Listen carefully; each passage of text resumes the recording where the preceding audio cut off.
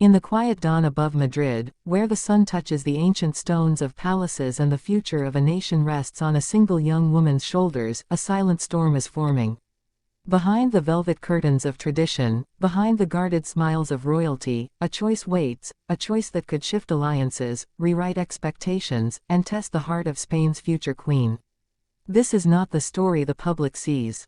This is the story whispered in royal corridors, protected by honor, shaped by destiny, and carried by one princess who must decide not just between two worlds, but between who she is and who she is meant to become. Like and subscribe to Future Queen Chronicle for more daily royal update. Stay till the end for full details. Everyone thought the choice was obvious. A princess, two nations, one future. But today, everything changes. Because the quiet girl Spain raised as their future queen is facing a decision no one saw coming.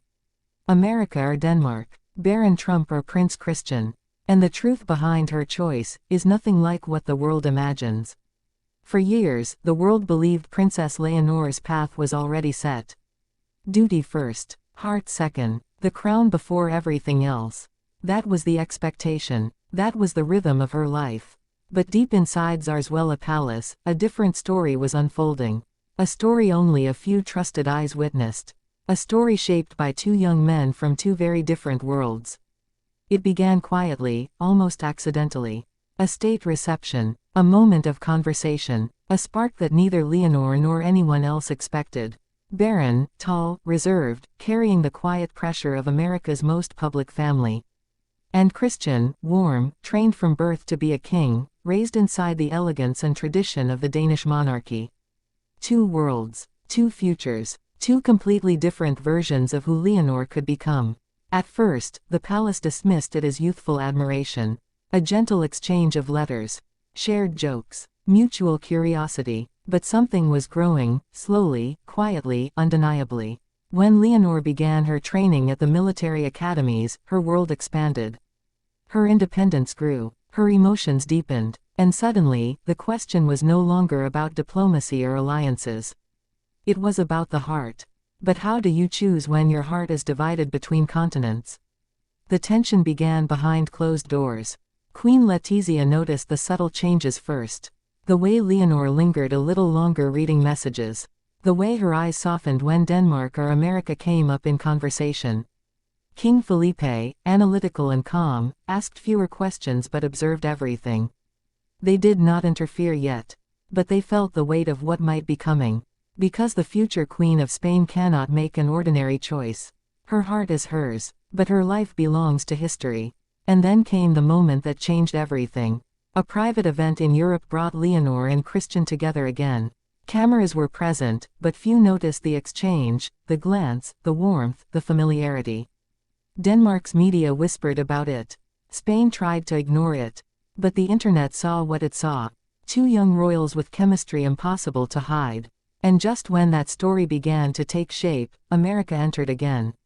Barron reached out. Not in a grand, dramatic way, but gently. Respectfully. A message that showed understanding, not pressure.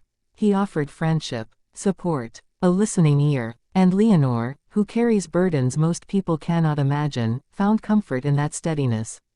Two different versions of affection. Christian represented tradition, lineage, shared royal destiny. Barron represented freedom, individuality, a chance to write her own chapter outside centuries-old expectations. But Leonor knew she couldn't let emotion rule her decisions. She needed clarity, space. And so she did something few future monarchs ever dare to do, she stepped back. She allowed herself to observe each path, not with the heart first, but with the perspective of a future queen. Her first question was simple: who sees her, not her crown? Christian had known royal life since birth. He understood protocol, pressure, and headlines. He knew the loneliness of palaces and the duty to be perfect. When he looked at Leonor, he saw someone who shared his destiny. Someone who understood the rules without explanation. Their worlds fit effortlessly. But Barron's world was different. His life was shaped not by monarchs, but by politics, media storms, and constant reinvention. With him, Leonor felt a version of freedom she never experienced, conversations untouched by crowns, expectations, or dynastic futures. With him, she could be simply Leonor, not Her Royal Highness. And yet, both connections carried a weight. The weight of the world watching. Queen Letizia eventually spoke to her daughter, not as a monarch, but as a mother. She reminded Leonor that love is not forbidden, but choices shape destinies. The queen had made her own choice years ago, and she knew the storm it created. She wanted Leonor to choose with strength, not fear. King Felipe offered different wisdom. He didn't ask who she preferred.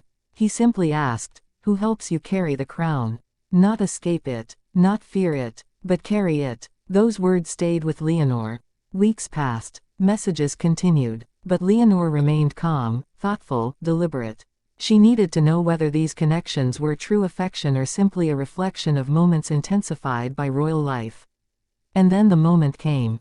A quiet evening. No cameras. No palace advisors. Just Leonor alone with the truth she had been avoiding. She realized that this was not a competition. Not America versus Denmark. Not who was better for Europe or for headlines. It was about who understood her soul. She replayed every memory, every conversation, every feeling. With Christian, there was a shared destiny. A mirrored life. Two royals walking parallel paths. But something in their connection felt expected. Natural, but shaped by the world around them. With Barron, there was unpredictability. A challenge. A sense of discovery. But also, a path filled with tension, scrutiny, and public judgment. Leonor stood between two futures. Two nations. Two versions of herself. In the end, her choice came from something deeper than romance. Deeper than royal obligations. Deeper than pressure. She chose the path that allowed her to grow. The path that nurtured her strength. The path that made her feel grounded, understood, and truly seen. She chose herself. And by choosing herself, she made the decision the world had been waiting for. She stepped away from both young men, not out of rejection, but out of clarity. She realized her heart was still becoming. Her destiny was still forming. She could not choose between America and Denmark until she fully understood who she was as Spain's future queen. Her choice was not the ending the world expected. It was not dramatic. It was not explosive. It was powerful, because sometimes, the greatest love story is the one you build with your own future. And the world, though shocked, knew one thing. When Leonor finally chooses love, it will not be between nations. It will be between souls. And that story has not been written yet.